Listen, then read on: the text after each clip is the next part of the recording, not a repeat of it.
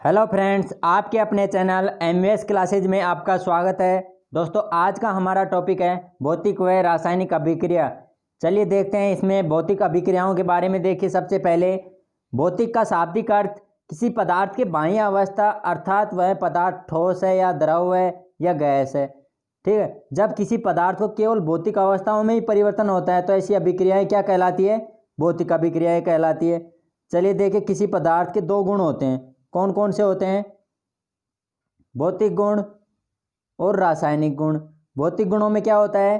किसी पदार्थ के बाह्य गुण, आकार, आकृति, रंग, स्वाद तथा अवस्था आदि उस पदार्थ के क्या होते हैं? भौतिक गुण होते हैं। और रासायनिक गुण क्या क्या होते हैं?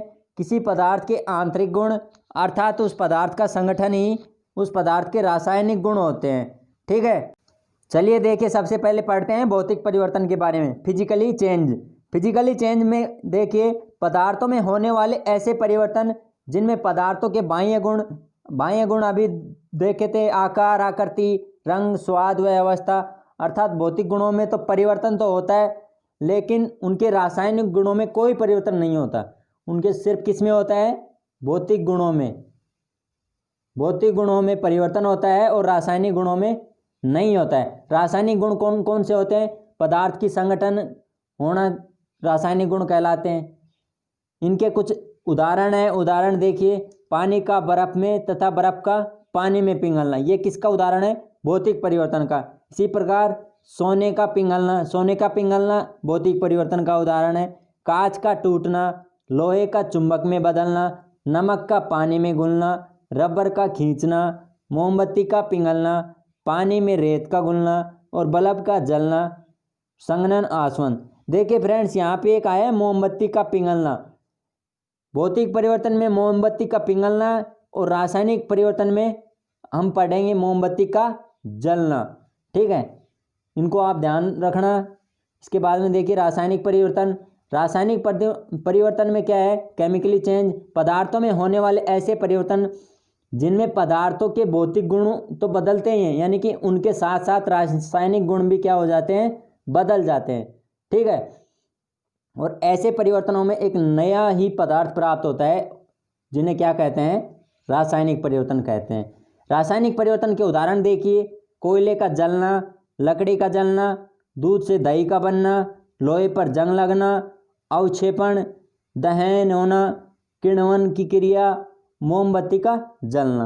देखिए, भौतिक परिवर्तन में क्या होता था? मोमबत्ती का पिघलना, और यहाँ पे हो रहा है मोमबत्ती का जलना।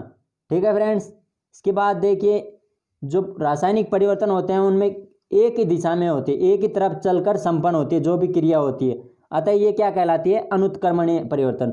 जैसे मोमबत्ती जल रही है तो उसको वापस मोमबत्ती का रूप थोड़ी ना दे सकते हैं, नहीं दे सकते, क्योंकि वो जल गई। और पिघलना, भौतिक परिवर्तन में पढ़ा था पिघलने के बारे में। मोमबत्ती पिघल जाएगी तो उसको वापस मोम का रूप जो होता है उसको वापस मोमबत्ती का रूप दे सकते हैं। इसी प्रकार भौतिक परिवर्तन में क्या कहा गया है कि जो भौतिक परिवर्तन है उत्क्रमणीय परिवर्तन कहलाता है। अग्र एवं पश्च दोनों दिशाओं में चलने का कारण होता है। और भौतिक परिवर्तन अस्थायी परिवर्तन होता है, और रासायनिक परिवर्तन कैसा होता है? स्थायी परिवर्तन होता है। अब देखिए, जो रासायनिक अभिक्रियाओं के बारे में पढ़ेंगे, सबसे पहले ऑक्सीकरण में ऑक्सीडेशन। जब पदार्थ के साथ क्या होता है? ऑक्सीजन जुड़ती है तो इसे क्या कहते हैं? ऑक्सीकरण कहते हैं। जैसे कार्बन और ऑक्सीजन की अभिक्रिया होती है तो क्या बनती है? CO2 का बनना, कार्बन डाइऑक्साइड गैस बनती है। ये क्रिया क्या कहलाएगी? ऑक्सीकरण की क्रिया। इसी प्रकार जब किसी यौगिक से हाइड्रोजन पृथक होता है तो इसे क्या कहते हैं? ऑक्सीकरण कहते हैं। इसका एग्जाम्पल देखिए, H2S है। H2S से क्या होगा? हाइड्रोजन पृथक हो जाएगा और सल्फर। हाइड्रोजन सल्फाइड से हाइड्रोजन का अलग होना क्या कहलाएगा? ऑक्सीकरण कहलाएगा। इसी प्रकार परमाणु व आयनों या अणुओं के द्वारा एक या एक से अधिक इलेक्ट्रॉनों को त्यागने की प्रक्रिया भी क्या कहलाती है?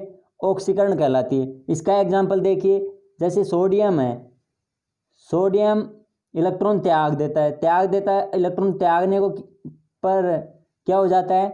धनावेश का साइन आता है।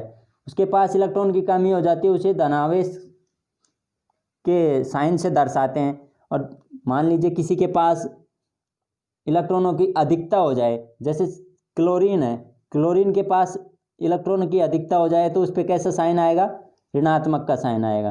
ठीक है, ऐसे पदार्थ जिनका ऑक्सीकरण होता है क्या कहलाते हैं, अपचायक कहलाते हैं। ऑक्सीकरण ही क्या कहलाता है, अपचायक। अपचायक के कुछ पदार्थ हैं, कौन कौन से हैं अपचायक के जो कारक हैं, hydrogen, carbon monoxide, H2S, SO2, carbon, इसी प्रकार निम्न है, ये सब क्या है, अपचायक पदार्थ हैं। ठीक है फ्रेंड्स, इसी प्रकार अब देखिए नेक्स्ट है अपचयन, रिडक्शन। जब पदार्थ के साथ क्या होता है, हाइड्रोजन जोड़ती हैं तो इसे क्या कहते हैं, अपचयन कहते हैं। इसका एग्जाम्पल देखिए, मान लीजिए सल्फर है, सल्फर के साथ हाइड्रोजन की क्रिया कराते हैं तो क्या बनता है, H2S बनता है। ऑक्सीकरण में हमने देखा था कि जो H2S से क्या हो रहा था, हाइड्रोजन पृथक हो रहा था, तो वह क्रिया क्या कहलाती है, ऑक्सीकरण। जब अगर हाइड्रोजन का जुड़ना क्या कहलाता है, अपचयन। ठीक है, इसी प्रकार नेक्स्ट देखिए, जब किसी यौगिक से ऑक्सीजन पृथक होती है तो इसे क्या कहते हैं, अपचयन कहते हैं। इसका एग्जाम्पल देखिए, ऑक्सीजन पृथक होती है तो जैसे कार्बन डाइऑक्साइड गैस से क्या होता है, कार्बन प्लस ऑक्सीजन, तो यहाँ पे ऑक्सीजन क्या हो रही है, पृथक निकल रही है बाहर। और ऑक्सीकरण में क्या होता था, ऑक्सीजन का जुड़ना, और अपचयन में ऑक्सीजन का निकलना। कह सकते हैं इस प्रकार परमाणुओं अणुओं के द्वारा एक या एक से अधिक इलेक्ट्रॉनों का ग्रहण करने की प्रक्रिया भी क्या कहलाती है, अपचयन कहलाती है। जैसे हमने बताया था, जैसे क्लोरीन था, क्लोरीन में अगर एक इलेक्ट्रॉन मिल जाए क्लोरीन को तो क्या हो जाएगा, Cl-। किसी तत्व के पास यदि इलेक्ट्रॉन की अधिकता होती है तो उस तत्व पर क्या हो जाता है, इलेक्ट्रॉन ग्रहण करता है और उस तत्व पर ऋणावेश आ जाता है। ठीक है, हमने बताया था, जैसे सोडियम था, ऑक्सीकरण में सोडियम एक इलेक्ट्रॉन त्याग देता है तो उस पर कैसा आवेश आ जाता है, धन आवेश आ जाता है। ठीक है, ऐसे पदार्थ जिनका अपचयन होता है क्या कहलाते हैं, ऑक्सीकारक कहलाते हैं। ऑक्सीकारक पदार्थ कौन कौन से होते हैं, जैसे ऑक्सीजन हुआ, ओजोन हुआ, हाइड्रोजन पेरोक्साइड, HNO3, KMnO4, ये सब क्या हैं, ऑक्सीकारक हैं। इसके बाद देखिए नेक्स्ट है रेडॉक्स अभिक्रिया है, रेडॉक्स रिएक्शन। जब ऑक्सीकरण एवं अपचयन दोनों की क्रिया साथ साथ संपन्न होती है तो इसे क्या कहते हैं, रेडॉक्स अभिक्रिया कहते हैं। अर्थात जब एक पदार्थ इलेक्ट्रॉन त्याग करता है, दूसरा उसे क्या करता है, ग्रहण करता है, दोनों क्रियाएं हो, ऑक्सीकरण भी हो और उसमें अपचयन भी हो, तो उसे क्या कहते हैं, रेडॉक्स अभिक्रिया। ऑक्सीकारक व अपचायक दोनों क्या करते हैं, एक जैसा व्यवहार करने वाले पदार्थ होते हैं। इनमें कौन कौन से होते हैं, जैसे देखिए H2S, H2O2, SO2 व HNO2। ठीक है, अब इससे संबंधित कुछ क्वेश्चन करते हैं। देखिए, रबर का खींचना किसका उदाहरण है, भौतिक परिवर्तन, रासायनिक परिवर्तन, रेडॉक्स अभिक्रिया। ये इसका आंसर हो जाएगा भौतिक परिवर्तन, ऑप्शन ए।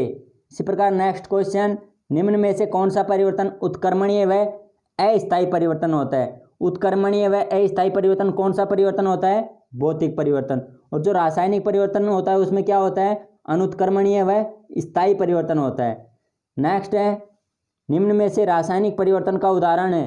रासायनिक परिवर्तन का उदाहरण कौन सा हो जाएगा, एग्जाम में इसी टाइप के क्वेश्चन पूछे जाते हैं। ऑप्शन में इस प्रकार से दे देंगे, लोहे पर जंग लगना, किण्वन, मोमबत्ती का जलना या उपरोक्त सभी। इस उपरोक्त सभी क्या है, रासायनिक परिवर्तन के उदाहरण है। मोमबत्ती का पिघलना होता तो वह किसका होता, भौतिक परिवर्तन का उदाहरण होता। नेक्स्ट क्वेश्चन, रासायनिक परिवर्तन होता है किसमें होता है, अनुत्क्रमणीय होता है या स्थायी होता है, अनुत्क्रमणीय व स्थायी दोनों, और अनुत्क्रमणीय या अस्थायी। कौन सा होता है रासायनिक परिवर्तन में, अनुत्क्रमणीय व स्थायी दोनों। और उत्क्रमणीय में क्या होता है, उत्क्रमणीय भौतिक परिवर्तन में होता है उत्क्रमणीय व अस्थायी।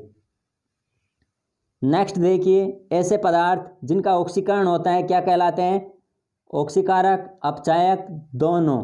कौन से, इसका आंसर क्या हो जाएगा, अपचायक। ओके फ्रेंड्स, अगर वीडियो पसंद आए तो लाइक करना। अगर आप हमारे चैनल पर नए हैं तो कृपया चैनल को सब्सक्राइब कर लें ताकि मेरी वीडियो की नोटिफिकेशन सबसे पहले आप तक पहुंच सके। धन्यवाद।